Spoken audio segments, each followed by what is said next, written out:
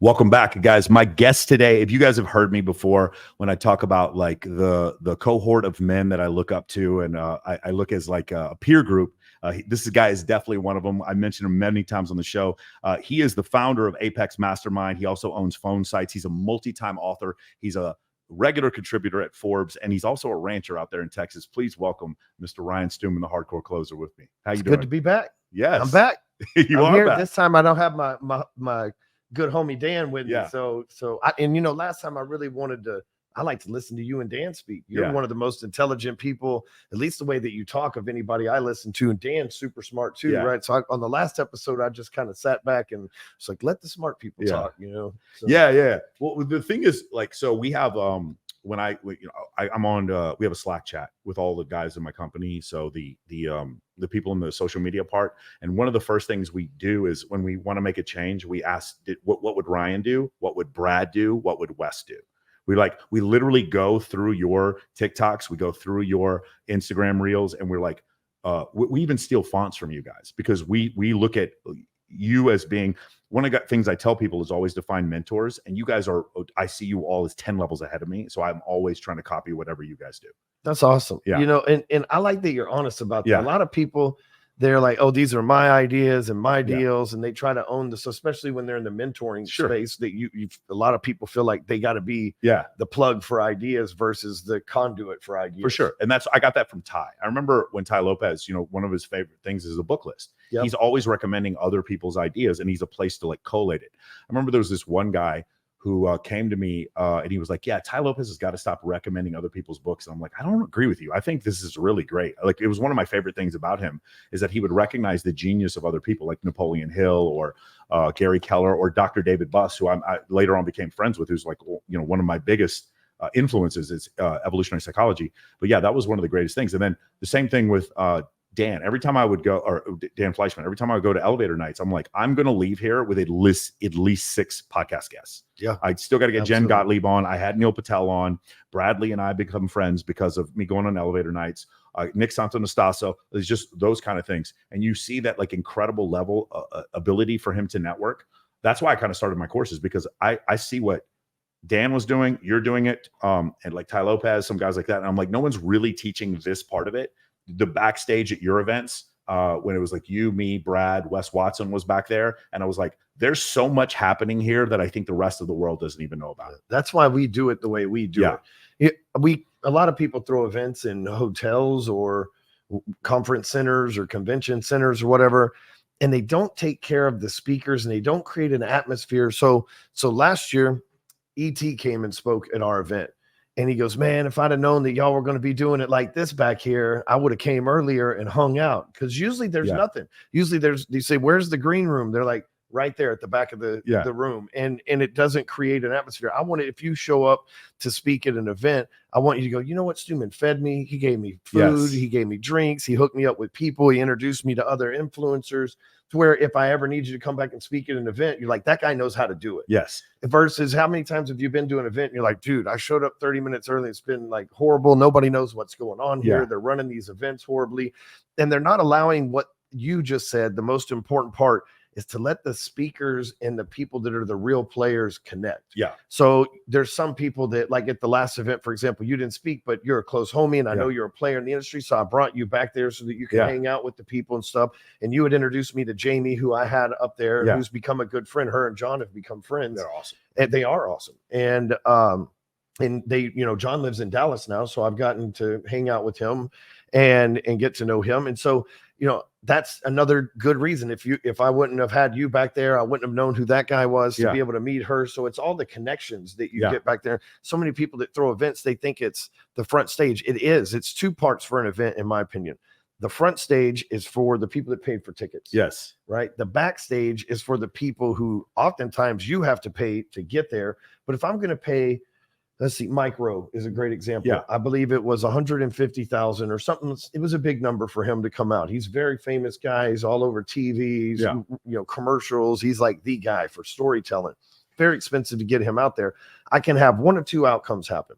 Mike Rowe can come in and he can leave immediately. And then I spent 150 grand. I have no relationship, no basis, no time to hang out with him, no reason for him to want to hang out with me. Wham, bam, thank you, ma'am. He's paid and gone. Or I can create an atmosphere where he might want to hang out and ask a couple of questions afterwards. So what did I do? Mike was the last speaker of MDM this year in 2023. Yeah. He was the last guy of the last day.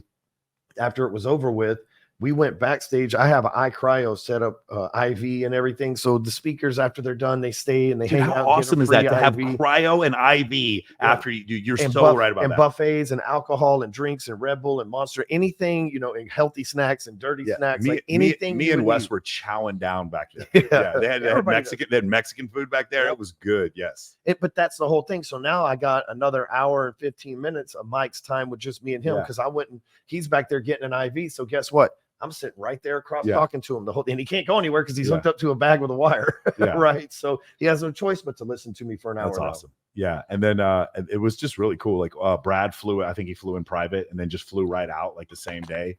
One of the guys that was that had bought tickets to the event said, "Hey, Brad, just come on the jet with us." Oh, that's right. Yeah. Can you tell this story? Because I love the way you tell it. Is because I've heard Wes tell the same story.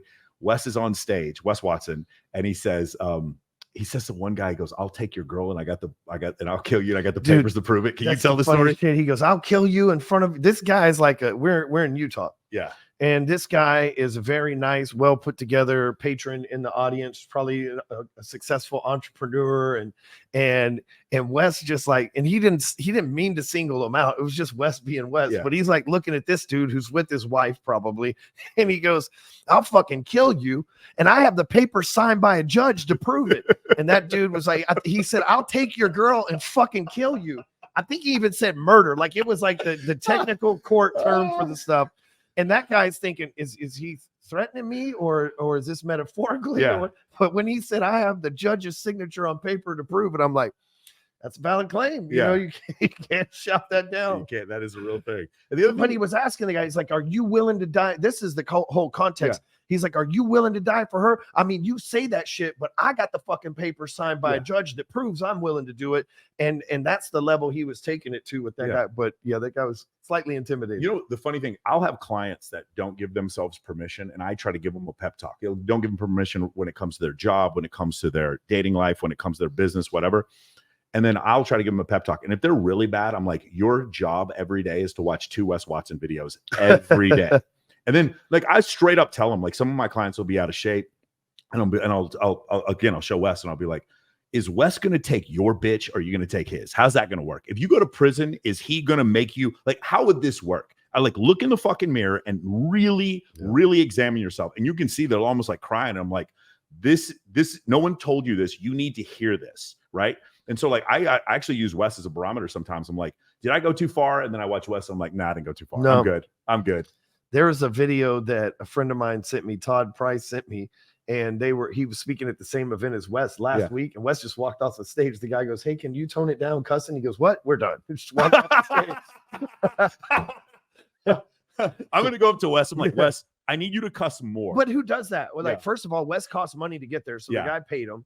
And Wes is not cheap because Wes is a celebrity, and he's really good at what he does. But if you like the word Wes Watson, the name Wes Watson is synonymous with fuck or motherfucker at minimum. And to sit there and think, "Hey, can you tone it down?" And the guy goes, "My daughter's," whoever it was, I didn't show the guy, I just showed Wes. And the guy goes, "My daughter's in the room." It's like, I wouldn't have I got a daughter. My kids wouldn't be in the audience. My kids weren't in the audience when Wes spoke at MDM. My kids were there for Logan Paul. My kids were there for Mike Rowe. They were not there for Wes Watson. You know, so great. If I ever have an event and Wes speaks, I'm like, "Wes, would you cuss more? Could you cuss more, please, for this one?" Wes, is there any way you could threaten one of the people in my audience? Just blatantly, I would say something like that to him. If you remember at MDM, Wes walks out on the stage. The first speaker, a lot of my audience doesn't know him. A lot of our people aren't from prison, even though I have been. And he walks out on stage. A lot of people don't know who he is, and he just goes, "Ah, fuck!" like at the top of his lungs, like he's got everybody's attention now. It's so great. And Brad does something similar. You talking about that? Brad will just come off the cuff and he'll start speaking. And I was joking with Fleischman. I was like, we should do a panel. It should be Wes Watson, you, me, and who was the other one? I can't remember who it was, but like all the guys who say motherfucker all the time, we should just do the motherfucker pedal. Yeah, Frisella just do the motherfucker pedal. I was like, we just use that. That's what I told him that. I was like, we should do it. Like we cuss. That way you can tell all the people to leave the room if they need to, and then we could just like leave us up there. Just get it out of the way. Yeah, get it out of the way. Brad is another person I look up to when it comes to like the way he speaks. You do also. One of the things I loved, and I did this with you, and to be honest with you, the way you do it is authentic. If someone else tried to do this, I think it would come off as disingenuous.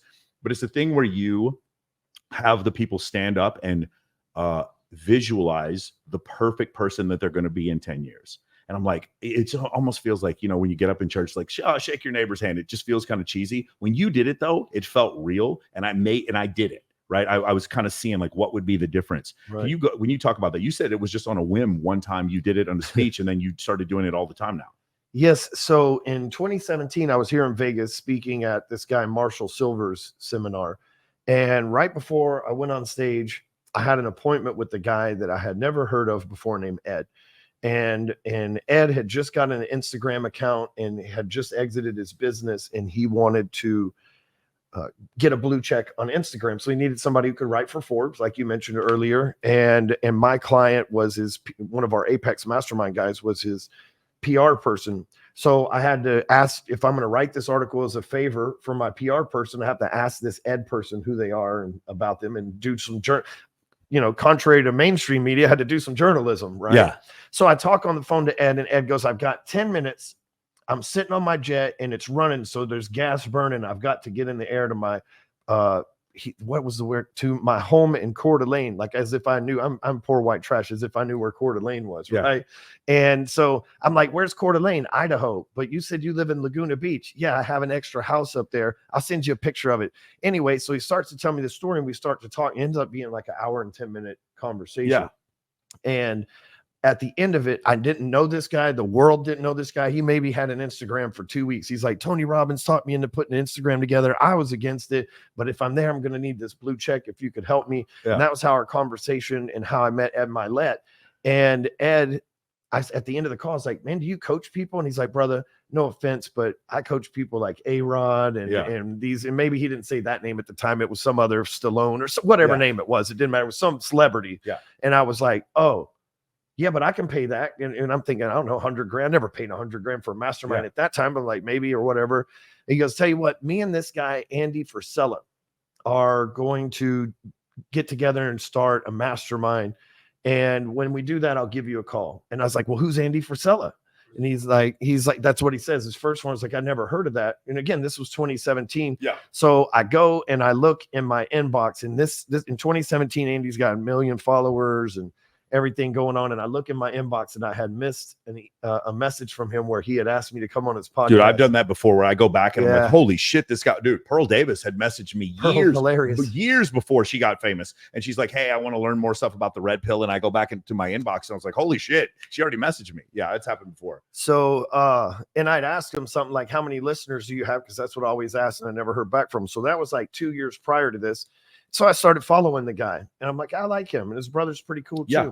So a year later, 2018, Ed Milet calls me. He goes, you're the first person I'm calling. We're opening this thing. If you want to be a part of it, it's $60,000 a year. At that time, I'd paid 20 and 30 grand for like Frank Kern masterminds, but I never paid $60,000 a year before. And I was like, I'm in. I told you I was in. I gave you my word. I'm in. Fast forward, I become their #1 affiliate and send a lot of people to their program and become friends with them and business friends anyway. And they asked me to speak on their stage, Michael. They said, hey, we're going to throw the very first Arte live. We want you, Billie Jean, and Cole Hatter to be our guest speakers. And I'm thinking, dude, I got to open for, first of all, Ed and Andy, who I've been listening to that are brilliant. And now I got to open for Billie Jean, who I've done a few times. And Cole's like, wow, I really got to step my game up. I didn't have a plan. I was doing the Brad Lee method of just showing up, showing out, right? Because that's what Brad said he does. And I didn't really have a plan. I thought I did, but I was like so under stress and worried because of all these big acts. And I'm a nobody, and I'm a nobody now, but I'm for sure nobody back then, right? And I go and I step up there, and that vision just came to me. It's like, hey, show these people what's possible. And I was thinking about where I was when I left prison in 2008 to all of a sudden being the first speaker at the first Arte Live for Ed Milet, personally invited. It wasn't one of those things where I had to pay money to get on stage or I had to sponsor it. They really saw the value in me and asked me to step up there. And I was like, what could I do to make the most impact for these people? And that just came to me.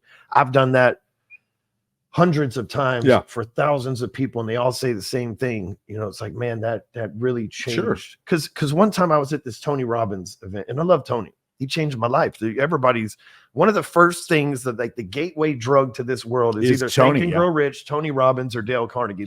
That's the path to internet Jesus or whatever, right? And so I went to one of his events. And I don't like touching other people. I've been to prison, and if I know you, if you're my homie, Michael, I don't got a problem. Massage your shoulder, but like strangers, I'm not into that stuff. And I went to this event by myself, which is a major mistake to a Tony Robbins event. And he's wanting me to do something with the guy next to me. And I'm on the front row, and I'm like, man, I can't. I just, it's cool, but I'm listening. And he's yelling at me, and it was like the most embarrassing thing ever. But at this point, like prison Ryan kicked in, like, no, this is my seat now, right? Like, I'm not going to do whatever you're telling me at this point. And so I make sure I tell people, hey, before we do this, I'm not going to make you do a trust fall or anything. It's going to be really easy. Just flow with me. And it's helped a lot of people because they see what's possible. What I'm trying to do is show somebody, if they're out of shape, that it is possible. They have a vision for what they would be if they're in shape. If they're out of financial shape, it's possible. And not that just the money thing, but what it feels like when you don't have the stress of debt, or what it feels like when you can cover the checks for your friends, or what it feels like when you have real friends that everybody can cover the check. And it's just a roulette wheel every time you go out with them, as opposed to people always needing and always. And so it was just one of those things on a whim that I've used now 5-6 years later. That's changed a lot of lives. Yeah, it's beautiful, man. That's awesome. Can you talk about this? So this is something I was skeptical of before I got into this space. And now, like, when I meet people in this space, and what I mean by that is paying $10,000, $20,000, $30,000 for coaching. I have a friend of mine that we both know who's paid $150,000 to Patrick Bet-David for like one-on-one coaching. I have another buddy of mine I went to high school with, and he's paid over $100,000 to Tony Robbins, and all of them, like, they've got the bank account to prove it. Like, afterwards, this is like they've 3x, 10x their companies from this type of education. And then also when you compare, like, say, giving $20,000 to a mentor in comparison to a college education, which is like $400,000 to go to Harvard or something like that. Right. It just seems like the ROI is so much higher, but there's a lot of people, like I was one of them, very skeptical. And now it's like, I absolutely see the reason to do it. And now, so you're in this space. If anyone would be skeptical, it'd be someone in this space, and you're still paying people 20, 30, 50,000. Can you talk about that? Warren Buffett said it best. The best investment you can make is in yourself. They can't tax it and they can't take it away. Look, I have invested with other people and they all owe me money. Yeah. Right. But I have invested with Ryan, and Ryan always makes Ryan money. Yeah. And so when I first got into mortgages, I came from washing cars. I didn't know anything. So I went to church with the dude that worked for the Zig Ziglar organization. Yes. And this was while Zig was still alive. And so I hired him, and Zig had one of his coaches come out, and that guy's 2 days a month sat in my office for an hour, listening to phone calls, telling me, correcting me, coaching me, made me better. And it was $500 a month. Yeah. I was 26 years old. When I got into the internet marketing business, a friend of mine, Michael Reese, came up to me, and actually I just lost my mortgage job due to being a felon. They wouldn't give me a federal license. So this is Dodd-Frank in 2010. Yes, 2010. Yeah. Yep. And so my friend comes up with these DVDs that he said he paid $8,000 for. And my friend is cheap. And I'm like, you paid $8,000 for some DVDs? And it's like, what is that? The greatest compilation of porn known to man or something on there? Like, what are you doing? He goes, no, watch this. It was Ryan Dice's continuity blueprint. Okay. And I watched it and did what it said, and I got results, and I made a few bucks. And this was just like some, cheesy how to set up an affiliate offer thing. Right. Yeah. And not a serious business deal is what I'm getting at. But I got more than $8,000 from it. And I was like, wow, there's something to this. Then I invested with Frank Kern, $29.97, like $2,997. And I made tens of thousands of bucks over the course of the next year. Yeah. And now, Bob, you said 150,000, I've paid over $200,000 to Bobby Castro, who's, very high net worth individual with a lot of connections. And he saved me $3 million in taxes last year alone. I believe Tai Lopez, and I'm speaking at Tai's event on the 30th. Tai Lopez pays $200,000 a year or more for coaching. Yeah. And he doesn't always take it. Like he'll have people in his organization take it because he's looking at how they coach and their funnel.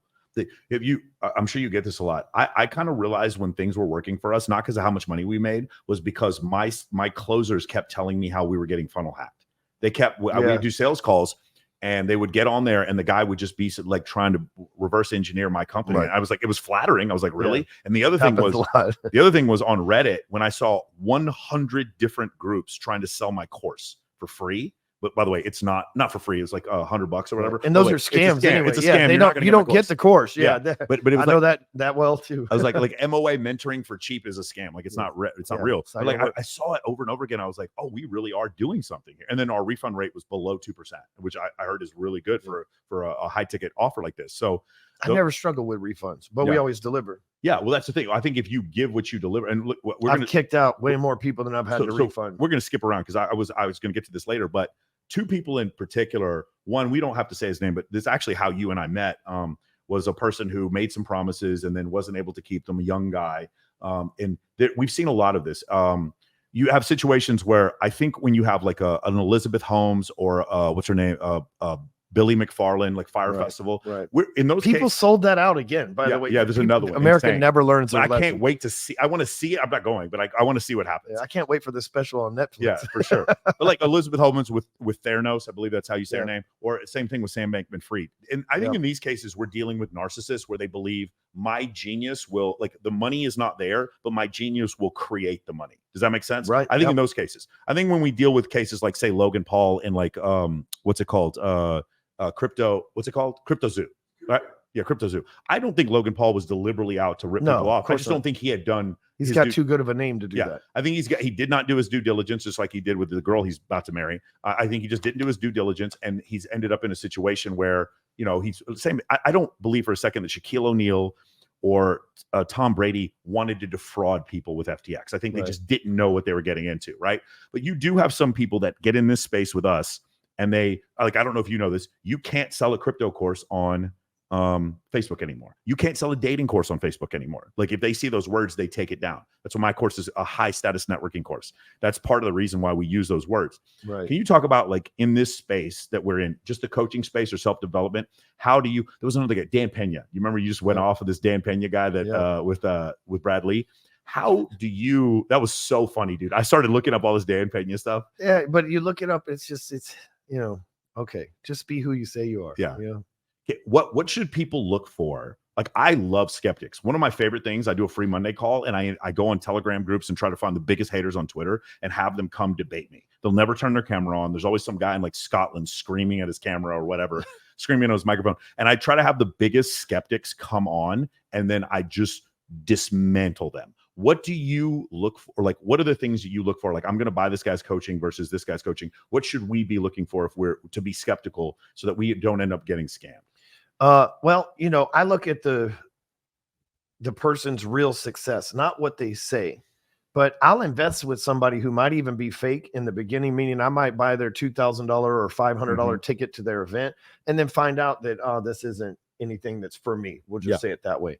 But the way that I chose Bobby Castro a couple years ago is because, everybody's at Dan Fleischman's event and they're all telling you how much money they make and everything else. And Bobby's not that way, but I can see him and his wife are happy.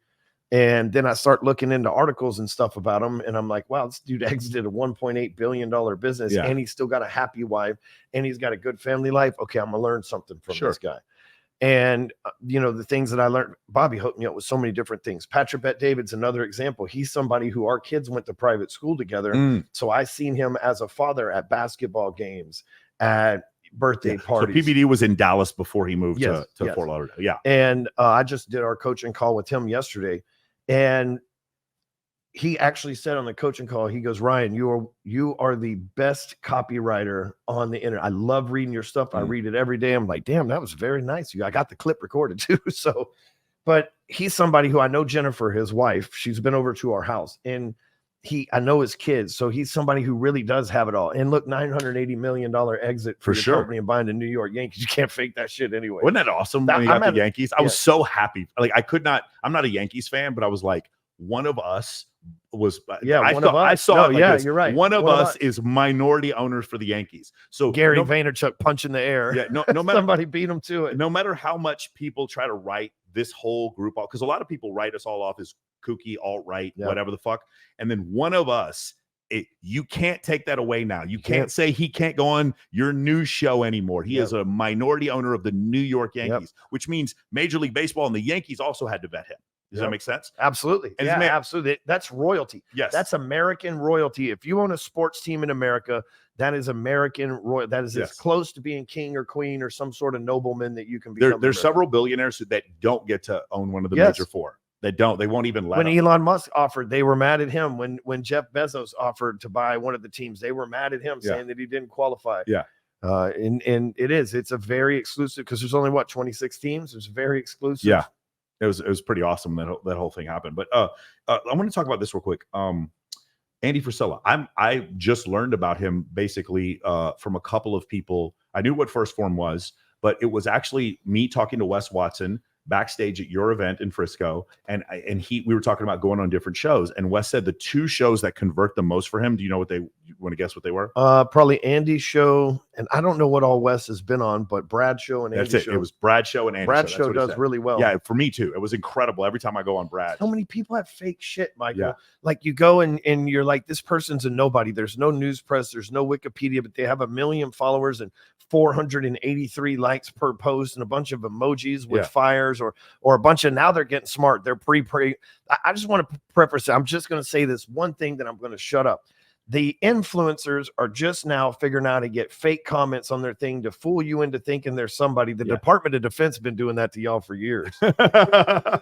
Hilarious. Yeah, man, that is one of the things. So so the guy who does my social media stuff for media scaling, he does it also for Tai Lopez, Brandon Carter, Greg O'Gallagher. He used to do Mongazi, and then he does Ryan Panetta. And one of the things when he pitched us, he had reverse engineered all of my social media to the point where I would actually felt exposed. I was like, holy shit, this guy knew everything about me. And so now whenever I have a question about someone, I ask him, and in 2 seconds he comes back and says, this is fake, this is fake, this is real, this is real. And one of the things that I actually look for is, does it convert on YouTube? YouTube, I think, is the most skeptical.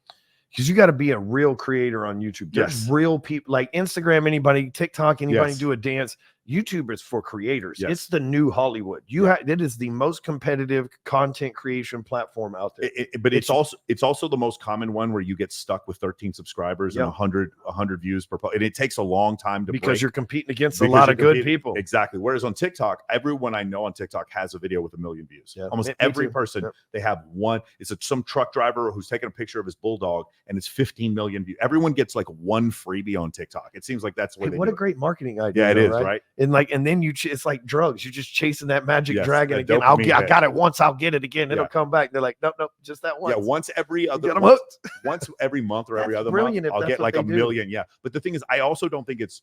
So I talked to Microsheet about this. Microsheet is actually able to do a low ticket supplement offer on TikTok that's working for him.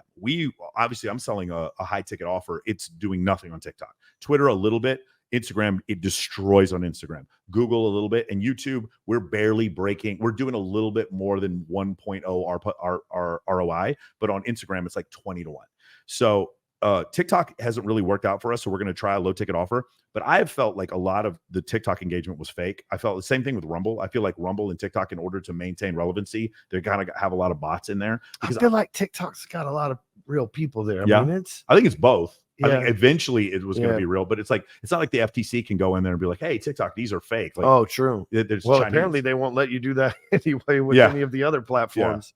Yeah, it's really interesting. But it is. It's like, here's what happens, I believe. Young kids, 20, it doesn't matter their gender, 20, 25 years old, and they see that all of a sudden their high school friends got 1 million likes, and now he's driving a Ferrari and stuff like that, not knowing that he went and took out a business line of credit loan that he owes back and bought millions of followers. And man, it makes people depressed or feel like they're not doing their best, or maybe even cause some people to get up. One of my very first podcast episode of Rewire was just lead on the level you're on.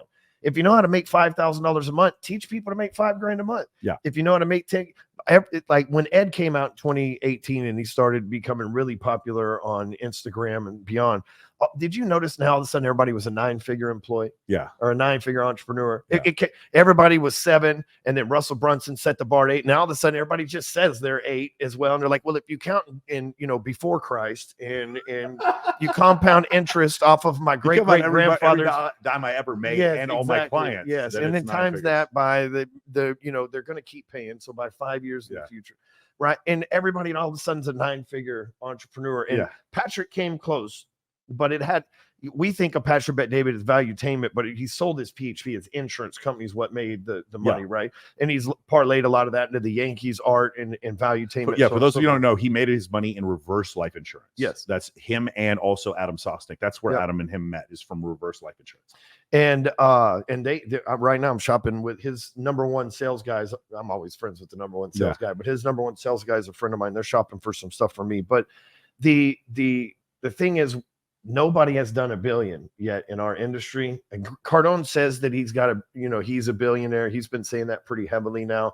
The guy from T-Mobile, who's not a billionaire either, kind of called him out and said some stuff. And I don't know, maybe he is or he isn't, but he hasn't exited $1 billion deal in our industry yet. Yeah. And even if he did that, it would be from real estate. But someday, somebody is going to be able to exit this. Like Hormozy's done what they said, 60 million or whatever he left. So his first exit was 102, I believe. Okay. Yeah, I can't remember. He just, in his new book, he just talked about that, but it's over 100 internet million. Marketing 9-figure. Yeah, he's definitely at 9 figures. That's rare. But here's what's else rare. But you'd think everybody's doing it. Like if you call around the internet world, everybody's got 9-figure this, that, and it's the intimidating, isn't it? It is, man. So because it makes you feel like you're really not doing something. Like, but then like a guy like you and I, like the numbers you gave me before we got on air, you acted like they were insignificant, bro. That is a fuck ton. If you can do, then just, this has nothing to do with your numbers, but just general for the public. Walter O'Brien, smartest dude alive. Yeah. He texted me yesterday. He told me this about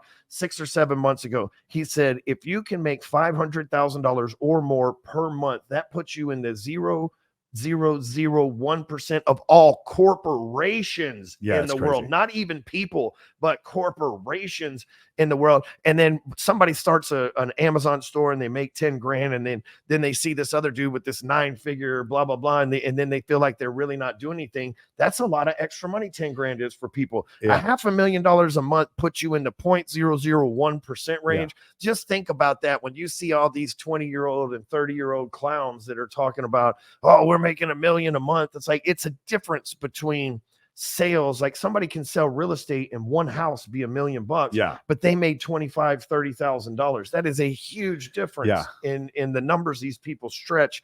And it is frustrating. So you're out there, you see these people with the big numbers. They're probably full of shit. Because here's what I know: people with big numbers typically keep them quiet unless they're so big, like Alex Hormozy or Patrick Bet-David or Bobby Castro, to where you can't really keep them quiet. Sure. It's a statement. Yeah.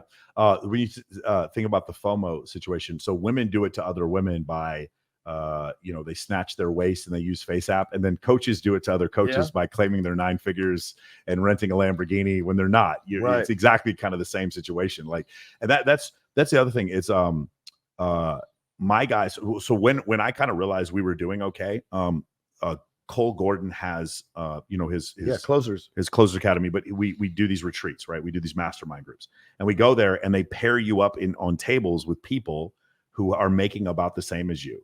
And the highest revenue goes on this side and the lowest revenue goes on this side. And we were halfway in the room, and I was like, damn, we're halfway in Cole's room. That's pretty awesome. Yeah. So that's why I was like, okay, we are kind of doing something. My guys had to sit me down and explain it to me, because I didn't realize how well we were doing until we got to that point. Because all I care about is working. All I care about, I create. Do you use Cole? Cole's my sales trainer. Yeah. Gotcha. And he's my buddy. I go stay at his place. They're the front end of your sales operation. Yeah.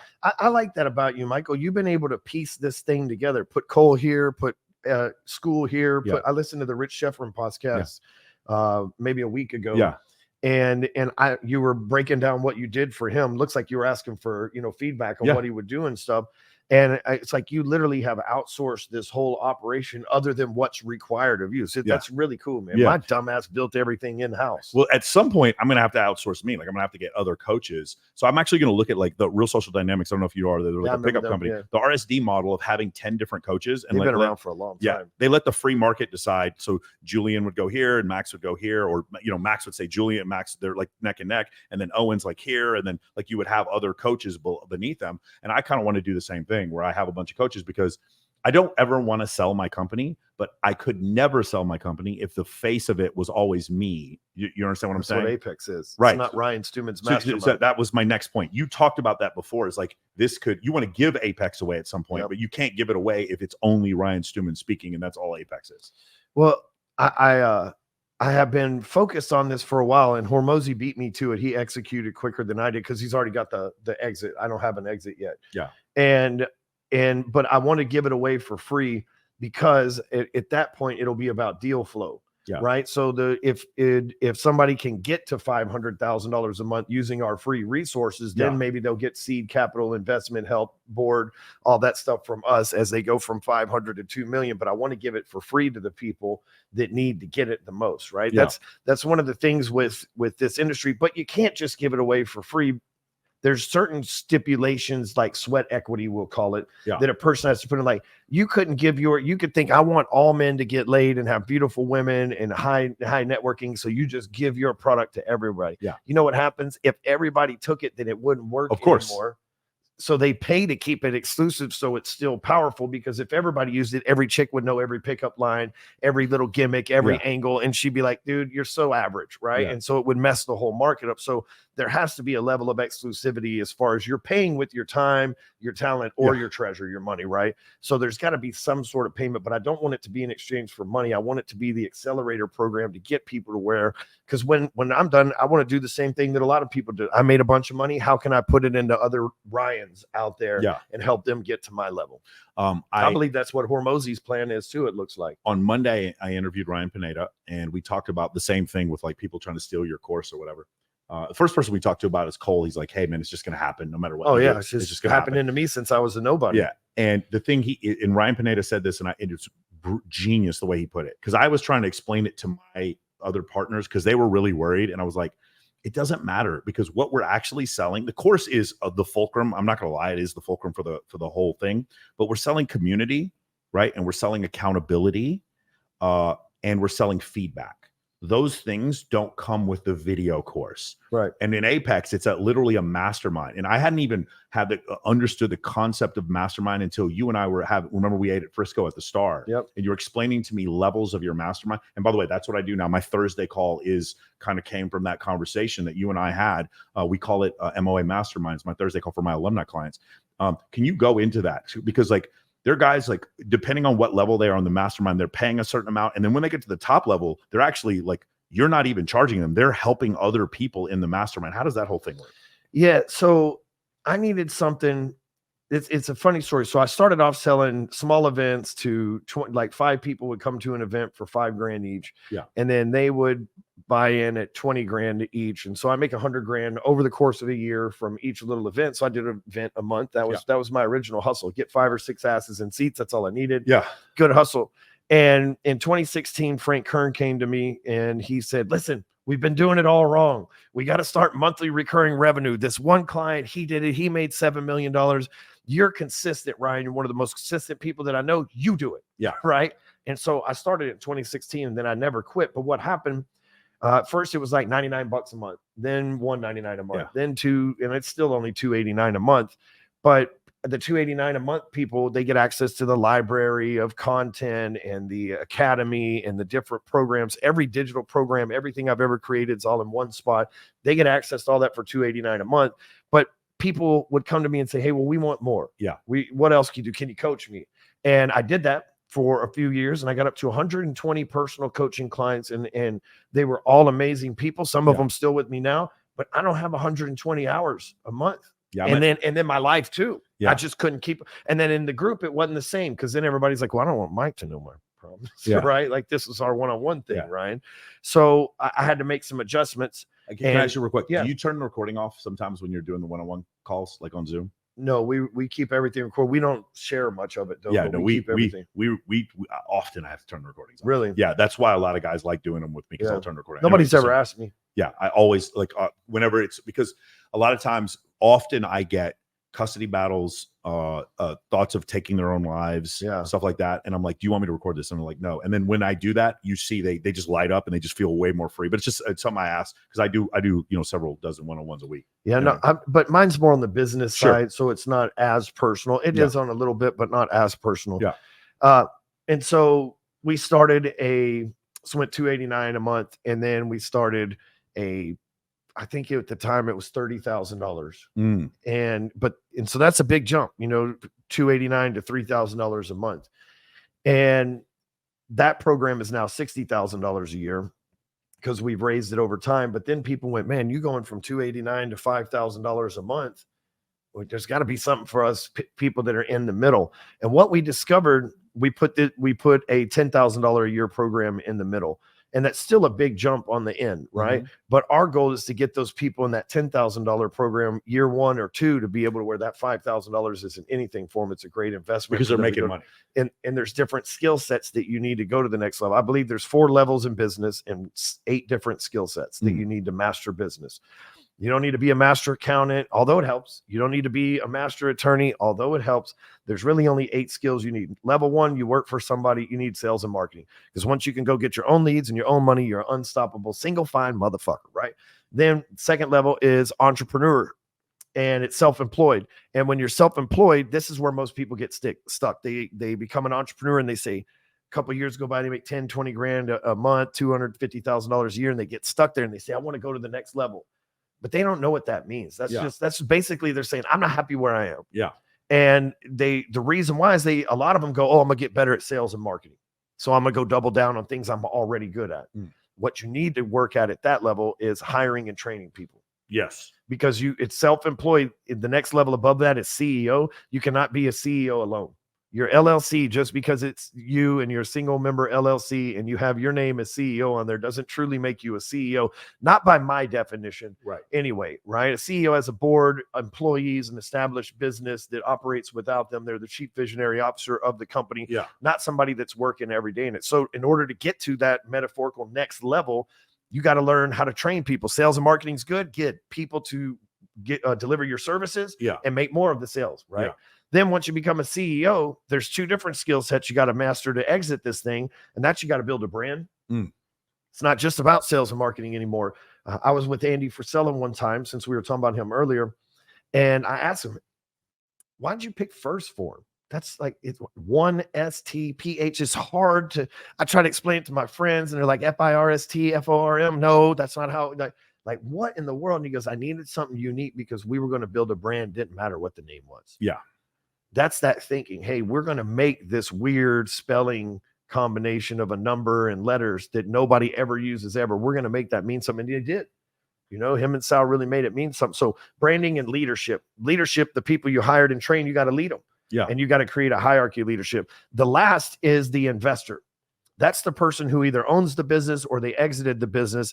And at that level, you have to master money, finances, and you have to master taxes. Yeah. Because that's what you're dealing with the rest of your life, fighting taxes and investing your money. Is this what you teach in the Apex group? Yes. So those levels are according to that. So in our program, we have for lack of a better word, a carrot and a stick, right? You get on a level 1 and we want you to get to level 2. When you get to level 2, we want you to get to level 3 because we're going to because level 2, we're training hiring and training. Level 3, we're training leadership and branding.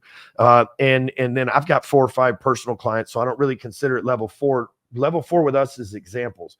People that have gone through it, they've done it, they've exited their company. We've had the last 18 months, we've had at least 8 people exit for high 8 to low to mid 9-figure exits. And I'm talking about cash in their hand with no investors, no banks, none of this bullshit. Mm-hmm. And these are like blue collar people too. This obviously can't happen unless they can replace themselves in their company. So then now it's a unit. Yeah, they sold the private equity. So this is the difference between Steve Wozniak and Steve Jobs. Yes. Like Wozniak is a board member at Apple, but he's still an engineer at Apple. Right. Jobs is an executive at Apple and he's a board member. He's the CEO. He's fired and then rehired as the CEO.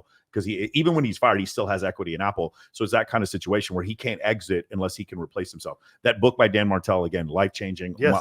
My whole He's one of my mentors. I'm in his mastermind. Whole team is required to read it. All of my sales guys are required to read it. Like I said, I just hired someone to do my timestamps. I hired someone to do, like, I'm trying to get someone to help me with my research on my pod, because PBD, like you said before, one of the things that was, I spoke to Patrick McDavid 3 weeks ago, and I said, one of the things that you inspired me is that you were more researched than anyone else whenever I saw you interview someone. And I knew you had Adam Sosnick told me you had a staff of people who did it. And it never occurred to me to do that. Right. So now that's the next thing I'm going to try to do is train a staff.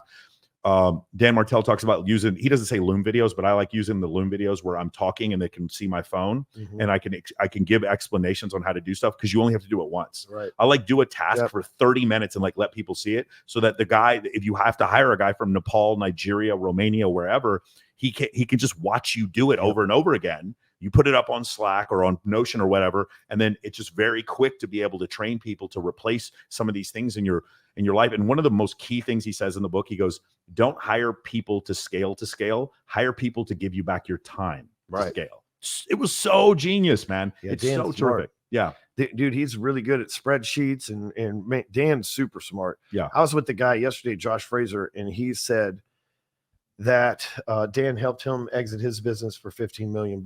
Yeah, so amazing. Dan's helped. I've heard a lot of good stuff about him, and that's the point, though, is you're never going to be able to exit that building if it requires you. Yeah, and so that's why you've got a leadership. And that's not just you; that's other leaders within the company, and you build a brand to where if I sell Apex one day, we're selling Apex. We're not selling the Ryan Stewman Inner Circle or the Ryan Stewman Mastermind.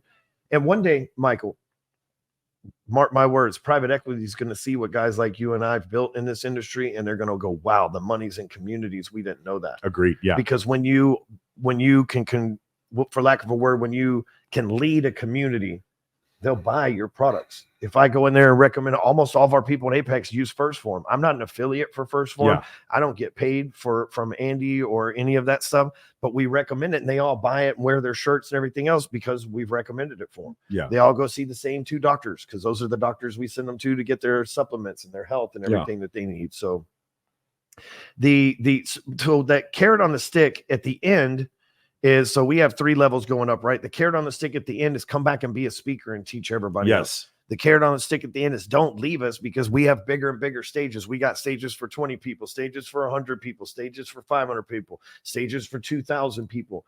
And then you've got stages. You're building one too. So you might need one of my, hey, who's one of your guys that's a good speaker, Ryan, that's on the come up? Omar, the other day, he asked me, Omar, the rock star, he asked me, hey, do you have 4 or 5 guys that deserve some airtime, that are good people, that, just have mid-level online presence that need to blow up? It's like, yeah, let me send you 4 of my people. Yeah.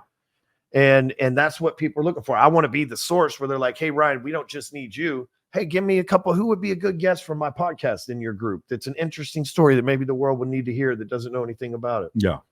No, I totally agree. My podcast is part of the funnel for my company, but they're separate.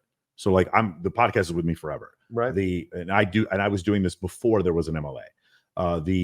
The company, you're right. It's like, it has to be modular. And the 3 of us, there's 3 partners. We're always trying to figure out ways to replace ourselves in different things so that we can move up to the next level and have more time to become more educated. And we're always sharing stories like what you said before. You talked about price points and different stuff. That's all we talk about, bro. We talk about, when we look at price points, we're like, what did Ryan do? We always bring at the top, $100,000 mastermind, Dan Fleischman. That's like always at the top. Right. We start from there, and then we work down. And then at the bottom, it's Hustle University, $47 a month. And then we sit there and backwards, or we try to reverse engineer everyone's price points for different things.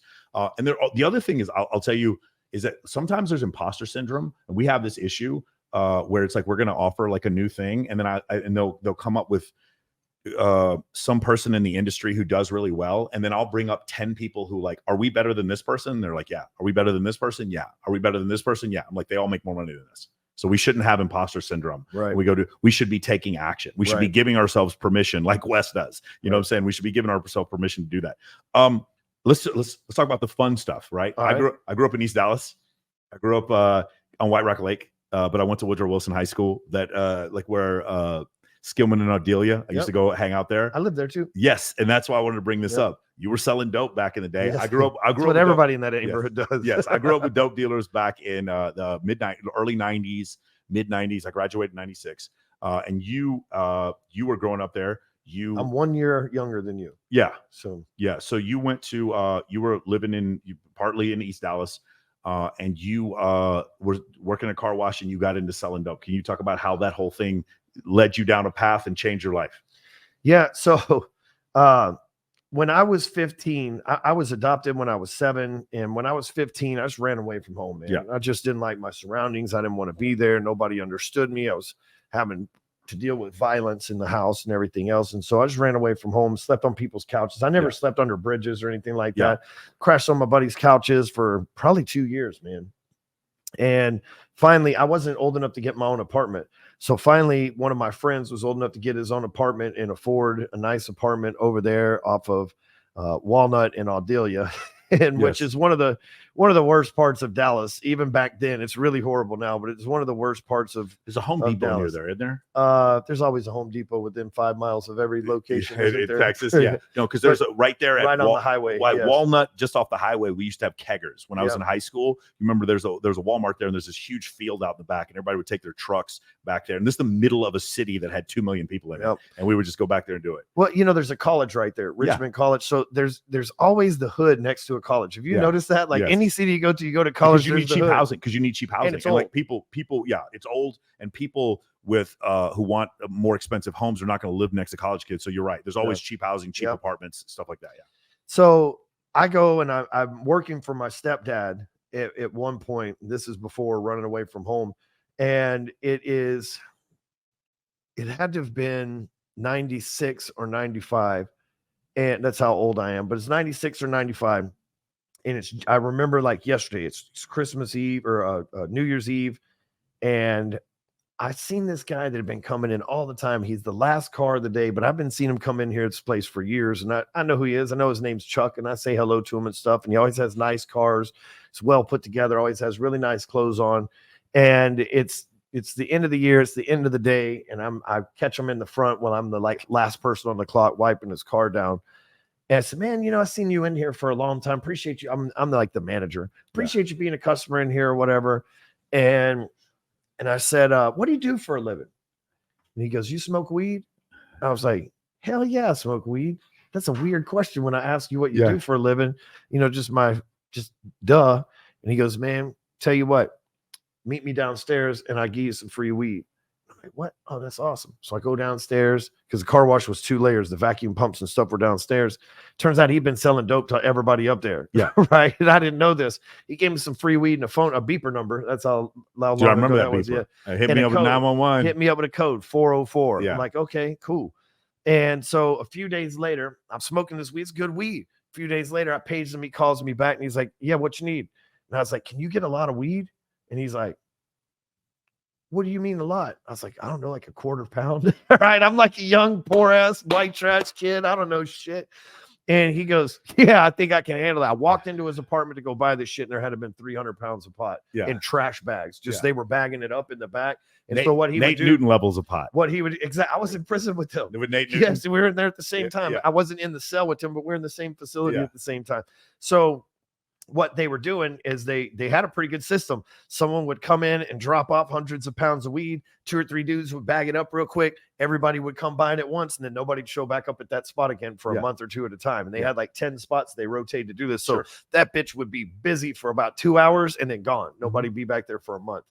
And so I show up there and I'm like blown away at this shit. And first of all, I'm like wanting to peep out the windows and make sure the cops aren't looking and stuff. But these guys all have Rolexes and jewelry and, drug dealer stuff. And I'm like, man, what, all this from weed? He goes, nah, all this from crack. All this from crack. The weed's just a little extra thing, like crack. I don't even know anybody who smokes crack. And they're like, people do coke. So I started selling coke and ended up year or 2 later using coke one time and overdosing from it. So I wound up with the felony on my record and everything else. Right. So you said, let's go back to that whole thing. So how old are you? This is the first time you used cocaine. I was 19 or 20. What does it feel like? How much cocaine are you doing? What does it feel like? What goes on there? So I remember pretty well up until the overdose part, but so I have been selling it forever. And Chuck, the first thing that he told me was, don't ever do it. Yeah. There's no going back. So I had never done it. You don't get high on your own supply. That's what they say, right? Except for weed. I would get high on my own supply of weed. It was a problem. And so one night, my girlfriend broke up with me, heartbroken. My friend's like, let's just call a hooker over, man. Like, we got cocaine, strippers, fucking hookers love cocaine. We'll just call a hooker over and like get it out of the way, man. Come on. And he was an older dude. So I'm like 19 and he's probably 28 because I'm selling drugs to adults. I didn't sell to kids, right? Of course. And so he's probably experienced this shit. I have no idea what's going on. Maybe been with like 2 or 3 girls at this point in my life, right? And so the stripper comes over, hooker comes over, and I chop up the line. I did one before she got there, and it was like just a little bit, and it really didn't do a whole lot for me. So I chopped up this big one, like I'd seen the guys do. Damn. Okay. And I sniffed all of it, and then I turned around to take my belt off. She was explaining the rules of the game. Yeah. And I turned around to take my belt off, and I don't remember what happened after that. And the next thing you know, I woke up in the hospital, chained to the bed. Yeah. And as soon as the handcuff made the noise on the bed, a cop walked in and read me. He goes, "Are you awake?" "Yeah." "Okay, you have the right to remain silent. You're under arrest for possession with intent to distribute narcotics," or whatever the charge was. It ended up being manufacture and delivery of a controlled substance, which is a felony. One carried 99 years, and it was literally like $200 worth of coke. Yeah. Like, yeah, at that point, a Tuesday afternoon in Vegas, right? Yeah. Like, and they're acting like I'm Chuck or some shit, but they try to get me to snitch. That's what they were trying to do. Right, of course. And I was scared for my life. And the code was you didn't snitch. I would find out later in prison that everybody snitches. I could have avoided prison. I didn't know that was like I thought you would get killed in there. Hell no. They're like, "Oh, you snitched too? Me too. We're all in the same game." Have you seen that? There's a meme on Instagram right now, and it's a guy, it's a black dude, he's laying back like this, and there's burger, fries, Coke, shake. Have you seen this? And he goes, "Let me know you're snitching without telling me you're snitching." Yeah. You know what I'm saying? It's so fucking funny. Yeah. And I was like, you know what the police do is just put that in front of you, take a picture, send it to your homeboy in the other cell. Yeah, you don't even have to eat it or take it. Snitch then. Yeah, exactly. You might as well snitch because now you need out. Yeah. Right. At that point, now you can't go back to the cell. You need out. You might as well snitch at that point. Yeah. But it's cool because I go do 2 years in prison because of that. I went to 8 different maximum security prisons, dude. It was a rough couple of years. Yeah. But I get out and I knew that I'm never going to break the law again. I'm just going to go back to work at the car wash. I'm going to go do my thing, and I'm going to be the best damn car washer on the planet, and money doesn't matter anymore. And that's what I did. Went work the car wash. And one day this lady comes in after I've been working the car wash for about 2.5 years. And she goes, "I've been washing my car here forever. And I see the way you work. I want to give you a job." And I was like, "Lady, this happened to me." And I'm just kidding, right? But that was what I'm thinking. It's like, last time, like, now you want me to sell crack and heroin? Yeah, I like, do this. "What are you selling? Pills, lady?" Right? So she goes, "Well, I sell mortgages." And I know what a mortgage was. Yeah. I was like, "What's a mortgage?" She goes, "A home loan. You know, you own a home. That's how you pay for it." And I went, "Oh, I don't know anything about that." She goes, "I'll train you. It's pretty easy to pick up. Actually, we got computers and technology and everything else." It's like, "I don't know anything about computers." And then she kept closing me though. And then she finally said something. I was like, "Well, look, I'm a felon. I'm on parole right now." She goes, "For what?" And I said, for cocaine." She goes, "No, you'll fit right in. The office guys will love you." And so I ended up quitting my job and I went to work. Within 3 weeks, I had $6,800 that I had made in commissions. Within about a month and a half, I had about 25 to 28,000. It's been a long time. It's 2004. So I had about $25,000. Now it's like, man, I used to work a whole year for this. And by 2005, I had made $700,000 a year, 26 years old, throwing parties, having a good time, not using drugs. I'm going to church, you know, dressed like Jake from State Farm with a polo shirt and khakis, working for the bank.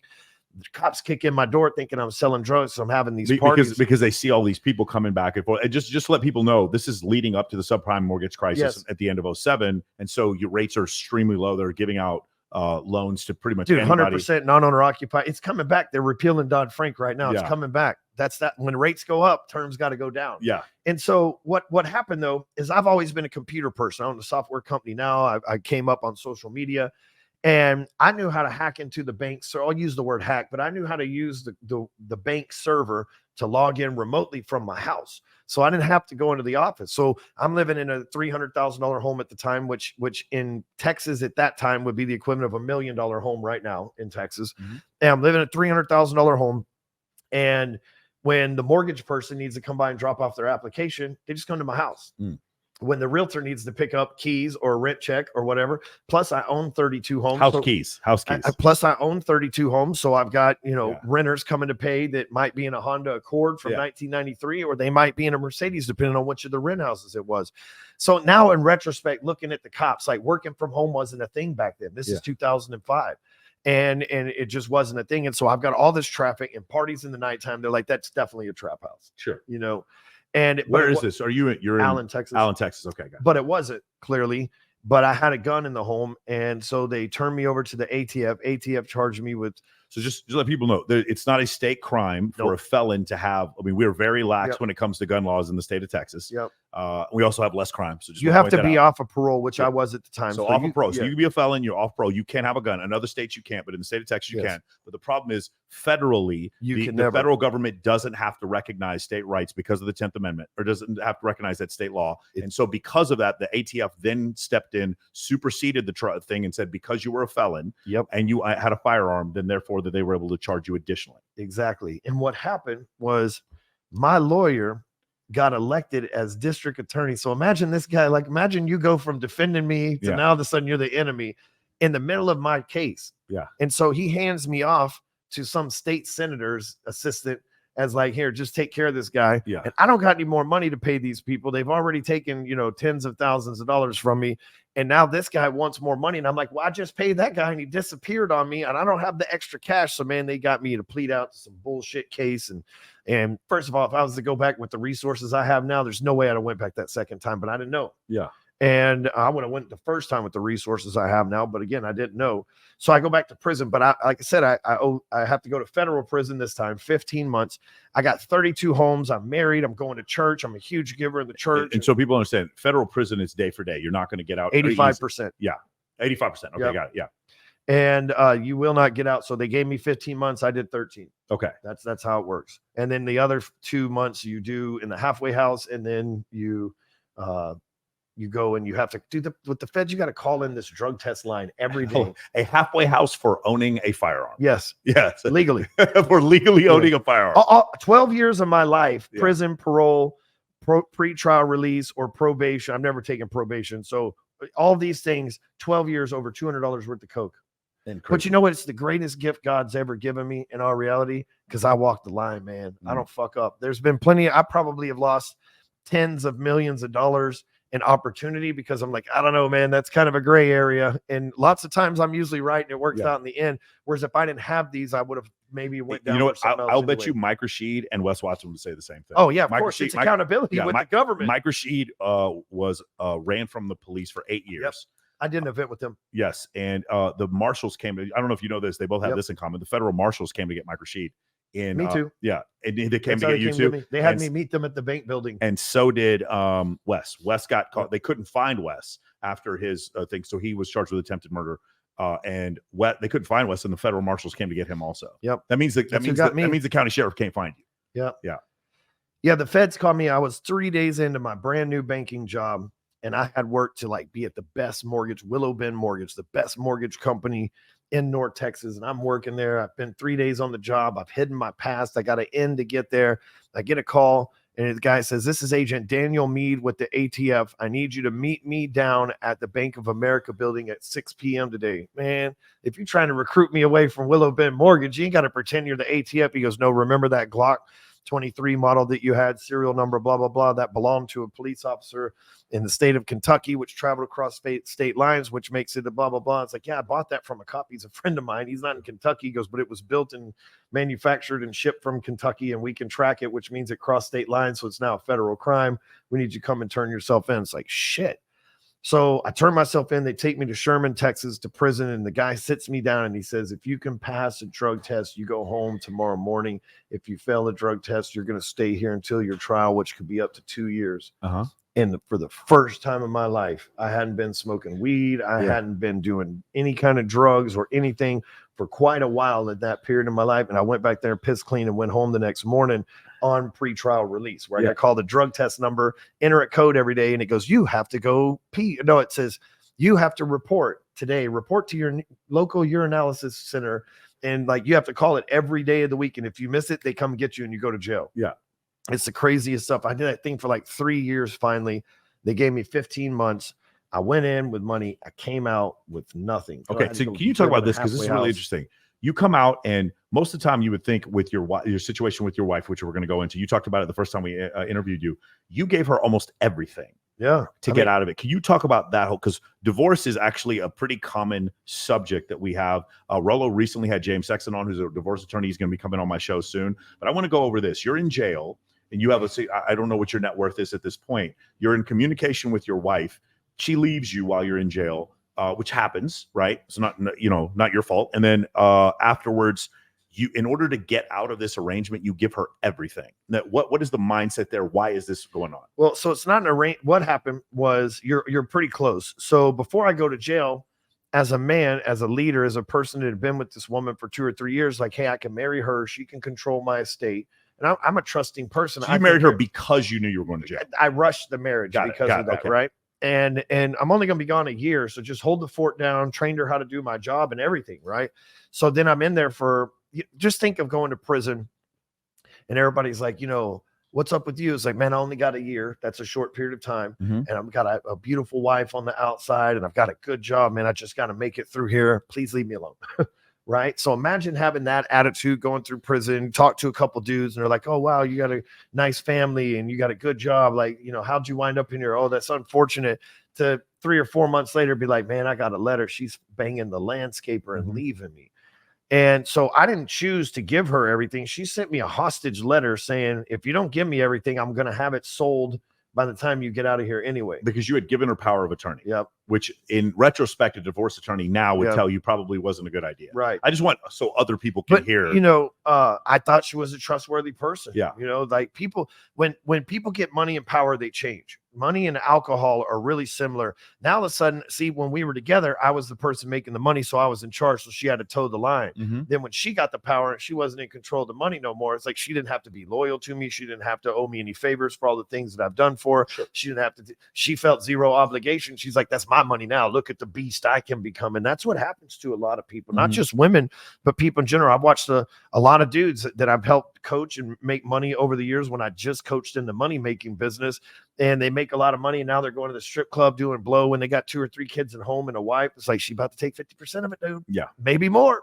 Yeah. You think that mortgage payment's expensive? Wait till you hitting a $12,000 a month child support. You don't get to see your kids or get none of that pussy anymore. Right. Yeah. Like that's what that people don't understand is, that money increases who they really are. You got to be able to control that and become better. So, but it also, if you're a good person, money increases that as well. So, I just give up everything and I get out. And like I said, I go to the halfway house, and this time it's 2008. I got nowhere to go, no money. And I just knew that was rock bottom and that I couldn't get any lower. I couldn't get any lower than a 2-time divorced loser with nothing but a few bucks to his name, not even a place to go, no family to take, like nothing. Like it can't get worse than this. Yeah, it can't, which means one bit of good news. I can only get better. Yeah, I can only get better. And so that's what happened. I went on this journey to get better and to never have to deal with any of that ever again. And again, the best part of that is now that's the highest form of accountability you can have. Yeah. And I got to stay in shape, knowing any moment they could take me off the streets for no damn reason. They've already done it once. Why wouldn't they again? So it caused me to stay in shape, caused me to keep my money up because I might need it to fight a battle at any time because you never know what the hell's going to go on. That's that. Like watching stuff like this, I feel the same way. You just have to be ready. They just arrested another Republican today. I just know that they're like 3-0. Only Republicans are going to jail. And I'm like, clearly all politicians are corrupt. So we're going to have but only one side's getting arrested. That's weird. That's weird. So in this whole thing, you get anybody. The second time in, you end up meeting cartel leaders. Yep. Who you end up helping them, teaching them how to clean money. Could you go over that? Because you explained something that kind of blew my mind with you get money orders, you go buy a house at auction, then you refinance the house, and then you have clean money. Is that what you were saying? Similar, sort of. Hypothetically, yes, hypothetically, that's what you would do. So, yes. If we were ready for a screenplay. So, and I go to this federal prison, and when I went to prison the first time, I told you I didn't snitch in this previous story that I was telling you. When I show up in federal prison, God works in mysterious ways because the 2 dudes I could have snitched on were in there. Ooh. like in the same joint thing built. It would have been horrible because I'm white and they're Hispanic, so it wouldn't have been good at all. And you're on the same side. You're in the same. Do they say like what Wes was talking about in the California State Penitentiary? The Sureños and the white people were on the same side of the yard, or on the different side of the yard. They have different gangs there. This place in the federal system, luckily for me, it was a medium or a lower security facility. So it was people on their way out because I only had a year. Yeah. The first time I went to a lot of maximum security, they would have the Aryan Brotherhood and the Aryan Brotherhood and the Crips would be in one part, and then the Aryan, because everybody clicks up on how they do business. So it was in some places it was like that. I wasn't in the same. I didn't have an attempted murder charge like Wes, so I didn't go through the same stuff that he did. And not that one experience was different than the other. He was there a lot longer, and I was in the transfer facilities most of my time. And so just a different experience, but yes, it is split up into, because like if the Bloods and the Crips fight, they can't put both of you on the same wing. You're constantly be fighting. Yeah. Right. But in some cases they do that so they keep you shut down too. So it depends on what kind of entertainment the guards want. Yeah. But yes, I go in there and those two dudes are standing in line in front of me and they're like, I thought you cleaned your life up. The whole agreement that you're not selling drugs for us anymore was that you were a changed man and now you're in here. And I said, man, I did. I cleaned my life up, man. They got me for some bullshit stuff, thinking I tell them my whole story. About, I don't know, a few weeks later, maybe a couple months later, this big Mexican dude walks down to my cell and he's got face tattoos and all this other stuff. And he's like, Wawa wants to see you. And my cellie immediately goes, hey, I don't know what you got going on. But don't bring the shit down here. And so there's two levels to this prison. The level I live on, the first level, and then the second level. I don't have a reason to go to the second level because I don't live up there. Okay, you understand what I'm saying? There's no reason. I'm out of place up there. It's not my place, and I live in the gang-related building. So in my building that I'm living in, all the heads of the gangs live there. That's how they keep that building peaceful. So the head of the dirty white boys, the head of the Aryan Brother, the head of Tongo Blast, the head of the Mexican Mafia, all these things are all in the same building, right? And they're all just trying to go home, so they're just OGs chilling. Yeah. And I go upstairs, I meet this guy Wawa. Upstairs, they're smoking weed. They got cigarettes. They got all the shit I don't have. They got everything but pussy, bro. Like Nike Airs and Rolex watches and all this stuff up there, dude. It's just crazy. And I've been living a different life on floor one. But there's lots of respect in the air up there. So it's a very tense place too. Pulls me in there. He goes, hey, Angel said that you know something about real estate and making money. I got 7 years left on my sentence and we need to figure out how we can never come back again. Can you help us launder some money? I'm like, what they gonna do, dog? Put us in prison? We already here. Shit, let's Shawshank this motherfucker up. So I taught him that's exactly what you do. Go take your cash to the bank, get money orders. And you couldn't do this shit now. You can't do it now. This is almost 10 years, almost 20 years ago. So you cannot get away with this now. But you take your cash, you get money orders, you go to the auction in the state of Texas. The auction is the first Tuesday of every month at 10 a.m. on the courthouse doorsteps in any county in the state. Doesn't matter. You just show up. There's going to be a dude that walks outside with a clipboard. Go find him, make bids on homes. You go get money orders like this, not $1, $2, $3, 100,000, 50,000, 20,000, 10,000, 5,000, 1,000, just like you would do dollars. Change. And you pay and you overpay and they send you the money in a money order back a couple of weeks later. So I walk them through that. Then what happens? You sit on it for 6 months, rent it out, then and then you put it in a trust, and then so nobody knows who owns it. And then you have your auntie refinance it as the beneficiary of that trust. She gets the money out. Now you got the clean cash. Right, which is not really clean because I just told everybody how to fucking launder that. Nobody do that. You will find yourself in an immense amount of trouble if you were to do this with drug money. But I'm just telling people in prison, so probably I don't get raped, how to do this stuff, right? It's one of those kind of situations. And when I leave prison, short period after, this guy, I'm leaving, and he says, let me get your address. Well, I don't really talk to my parents. So I gave my parents' address, right? Because I'm not a good liar. Yeah. So I needed something, and I didn't have an address or a phone number anyway. So he's write my parents a letter about once a year over 7 years. And my mom would always say, come get this letter. You gave these convicts our damn address, right? And one day he sends me an email. The Fed system upgrades, and he sends me an email, and he says, I get out in a couple months. I need a job. Oh, hell no. Is it the same guy? Yeah, the cartel leader. Right? Cartel, and he gets busted for 10 tons of cocaine. 20 tons of cocaine. And he does 17 years. And if I remember correctly, he did 17 years, and I'm pretty sure it was 20 tons of cocaine. And but here's how they do that, just for the record. They call it ghost dope. They say, Michael, you've been selling Cade a kilo a week for the last 10 years. So that's 520 keys that you've sent to him. So they mathematically, the Ghost fucking dope. feds are bullshit, bro. Ghost dope. They're not good investigators. They're not anything good at other than making up weird shit. And so it's called, that's what they do. They give you the conspiracy to contribute 20 million tons or whatever the fuck it is, right? So back to the point, this guy's asking for a job. I don't want to do that. This guy's a killer. His brother was executed by the state of Texas for killing a cop.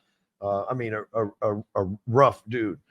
And although he was always nice and respectful to me, I could clearly tell this guy's could make a finger snap and my life be over, sure. Right? So he shows up at the office. He's like, come on, man, I need a job. And I'm like, fuck, man, this guy knows where I'm at. Like, all this shit's like, he goes, I'll work for you and give you the money back. We have the money. Your plan worked. We're home free. I just need a place to work while I'm on parole. And I was like, look, man, I got a bunch of bitch work you can do. But if you're going to be for real, if they come in here asking questions, if you do anything wrong, I'm snitching. I'm telling you, don't put me in no situation. I don't know what the fuck you got going on in there. I got a family, time, 2 kids. All this other shit. I don't need no shit. And he's like, man, I don't ever want to go back. I'm the only one in my family. I'm the only one left. I missed 18 years of my kid's life. They're growing up without me. He goes, I'm never going back. Okay.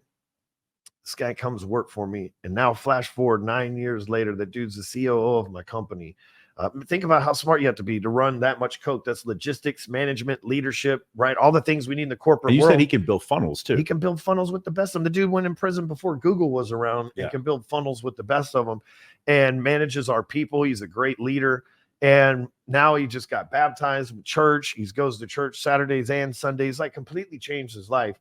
And because of that, you know what? The dude with the tattoos that came downstairs, he worked for me in the construction world for a period of time. We've changed a lot of lives. Yeah.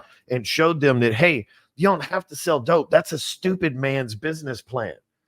Do you think selling dope's what poor people do in the clubs in Vegas and shit like that? Yeah. Like nobody's sitting around going, I got $100 million cocaine empire. That's not what's happening. But Ed Milet's got a $400 million insurance empire. Petrobet David's got $100 million media empire, right? We know people, Justin Waller with, $100 million, let's say metal shed empire, but nobody gets that. You know what happens to that $100 million cocaine empire?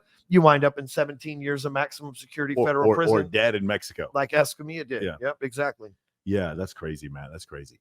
So that's amazing, man. And so can you talk about this? Because I think I've asked you this before.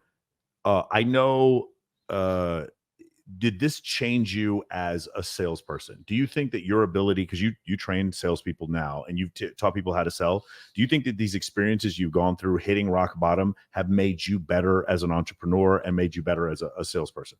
100%. Because worst case scenario, I'm not going back to jail. Yes. Right. So if I lose survival instinct. Yeah. If I lose you're on the call, business, your survival. Got it. Yeah. I got nothing to lose. They're not going to hit me. I'm not going to be on a sales call and they beat me up. That's not going to happen. So I really have nothing to fear. And, but sales really comes down. They call me the hardcore closer. That was my style years ago. The consumer's smarter now. Yeah. And if I called you or one of my guys calls you and I start with some fancy sales lingo, you're going to be like, bro, I'm a salesman too. Yeah.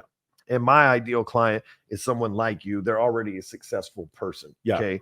So I'm not going to pull some, base level sales skills on them or anything impressive that's going to blow their mind, most likely either. So what I've really learned is sales comes from 2 things: empathy and confidence. If your empathy comes from just listening to somebody and letting them know that you actually care about them and want to solve whatever problem that your sales thing might solve for them.